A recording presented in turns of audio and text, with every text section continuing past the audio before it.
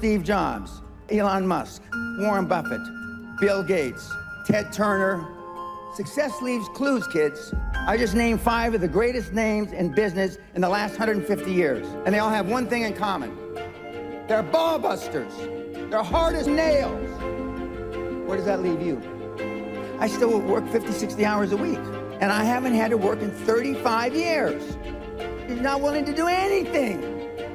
You're not willing to sacrifice anything to be a high-performance person. I don't want to be like that. No, most people don't. I want to be liked. Yeah, well, see, you want to fit in. I'm the only speaker that you're ever going to hear that really, with all his heart, doesn't give a shit. If I leave here you liking me, I did something wrong.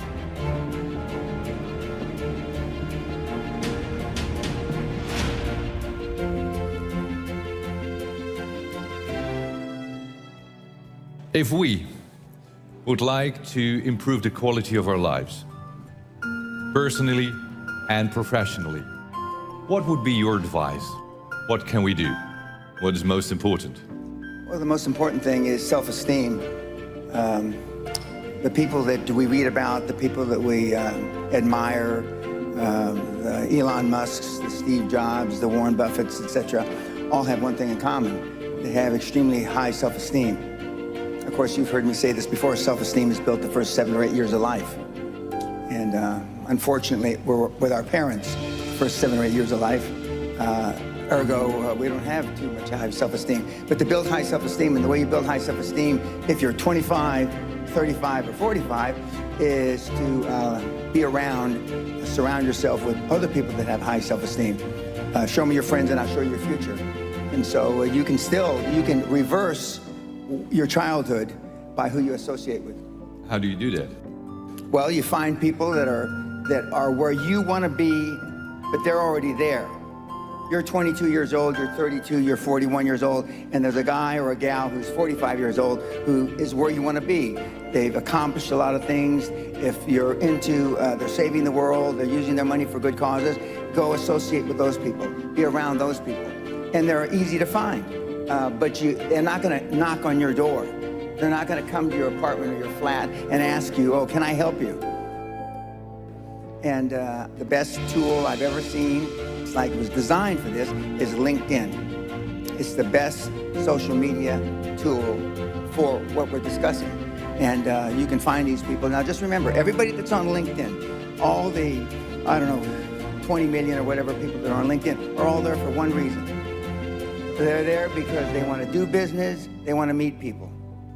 Unlike some of the other social medias like Facebook or Twitter. But I mean, LinkedIn, they're there for a common purpose. They have a common bond. They have a common goal. They want to expand their horizons, and it's a great tool. I had self-esteem. I didn't know till I got grown up and was an adult that everybody didn't have self-esteem. I didn't understand that. I didn't realize that everybody didn't have self-confidence. I didn't realize that everybody didn't have self-worth. Gallup did a poll in 2016, worldwide, 87.6% of all the people on the planet. We'll just round it off. 87% of everybody that walks the face of the earth, 7.65 billion people, are unhappy. The high-performance people, the one thing that they all have in common is they're hungry. Hungry for a better life. Hungry for change. Hungry for the tough love their parents didn't give them. So is that what it needs? You have to be hungry, you need to feel the pain? Growth only comes through pain. No pain, no gain. It's the same in life. If love got the job done, you wouldn't need podcasts, you wouldn't need seminars. It doesn't. Tough love gets the job done. But being liked doesn't get you a raise when you're working for wherever you're working for. Efficiency, accountability. Most people that come to seminars are there because they weren't held accountable when they were growing up. What is your definition of a high-performance person?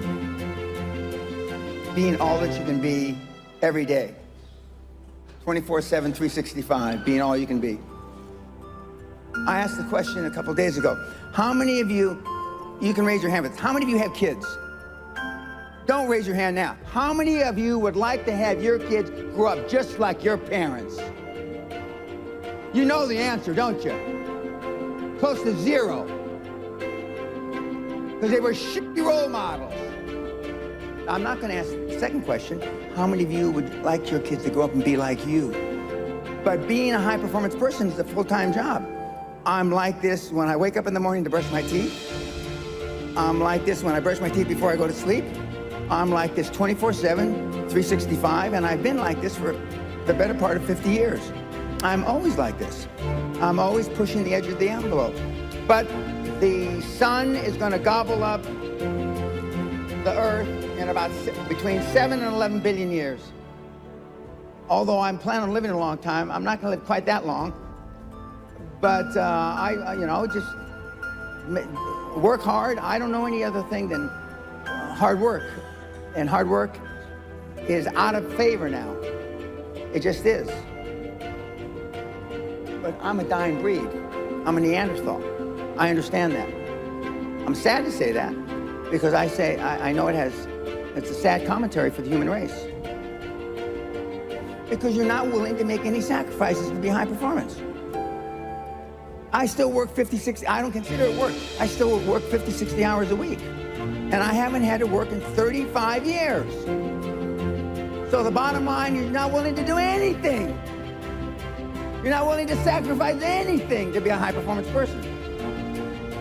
It sounds strange in hindsight. I found making $450 million easy. Easy. And I wanted to do something more with my life. And so when I got into the financial coaching, I wanted to change the fabric of financial coaching, which I have. And I wanted to be known as and now that's what they call me, the greatest of all time. But this was just me flapping my mouth 25 years ago. Now I am the greatest of all time, vis-a-vis creating wealth through people like yourselves. And I wanted to leave that legacy. And I wanted people, like I'm from the barrio, I'm from a real rough background, been in jail 5 times, did a lot of ugly things. But I'm glad it happened to me because I know what the other side, like some of you have never been kicked in the teeth. I know what it is to be kicked in the teeth and my teeth be on the pavement. I know what that feels like. I know the humiliation. Forget the pain, you get over the pain. I wanted the poor kids to understand that they had a methodology, there was a methodology used by one of them that was once poor and got in a lot of trouble. You can do it if you want to do it bad enough. The operative part of that little description is if you want it bad enough. Muhammad Ali, arguably one of the greatest fighters ever, he was talking shit since he's 14, 15 years old, I'm the greatest. Before he ever had a professional fight. My father said, if you've got something in your mind, it should come out of your lips. The squeaky wheel gets the grease. And you've been taught all your life not to ask.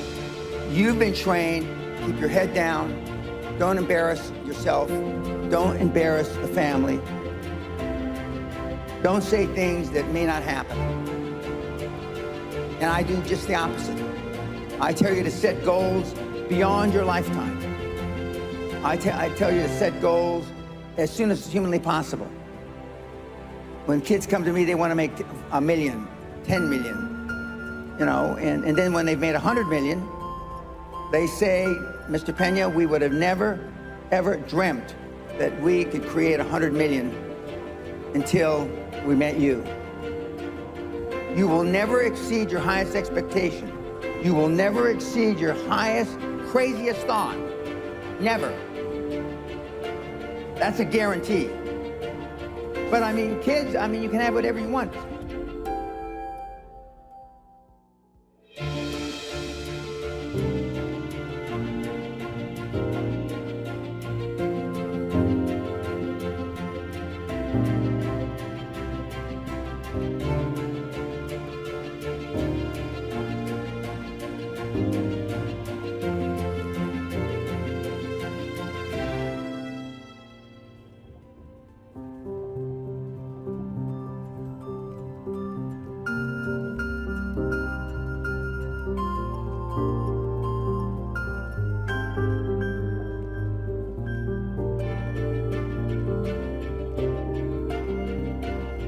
you.